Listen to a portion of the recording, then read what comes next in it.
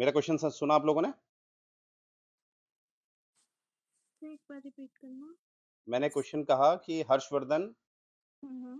जब साउथ की तरफ एक्सपेंड कर रहा था तो किसी ने उसे रोक दिया था, वो कौन था? चालुक्य रूलर पुलकेशिन पुलाकेशिन टू पुलकेशिन 2 था शायद। Absolutely, Pulakeshin second.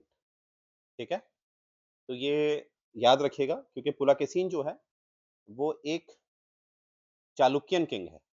और चालुक्यन में भी कौन सा, किस ब्रांच का? बदामी। किस ब्रांच का?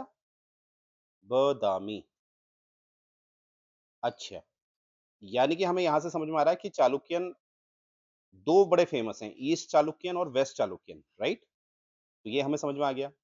दूसरा जो मैं आपको समझाना चाह रहा हूँ कि जब मैं आपको पढ़ाऊंगा तो मैं आपको ये दिखाऊंगा कि जैसे आपने मुगलों में पढ़ा है, ठीक है? जैसे मुगल्स में इसलिए उठा रहा हूँ क्योंकि उसमें हम ज्यादातर वाकिफ रहते हैं। तो मुगलों को हम दो चेन में देखते हैं। दो चेन का मेरा मतलब है, दो ब्रांचेस से मेरा मतलब है। एक ब्रांच होती है जो बाबर से शुरू होती है और जो खत्म होती है कहाँ? वो खत्म होती है बहादुर सेकंड। शाहजफर। फर्स्ट। कभी भी देखना ये जो चेन है आपकी बहादुर शाह वन, ये चेन में ज्यादातर सबको नाम याद रहता है। जैसे एक बार एक चल तुलना कर लेते हैं। बाबर आया, बाबर के बाद कौन आया? हुमायूं। हुमायूं के बाद कौन आया? अकबर। फिर अकबर। जहांगीर। जहांगीर। फिर शाहजहां। फिर फिर ये बहादुर शाह वन। बहादुर शाह। ये देखा होगा सबको याद रहता है, पर इसके बाद वाला क्या आप लोग को याद है?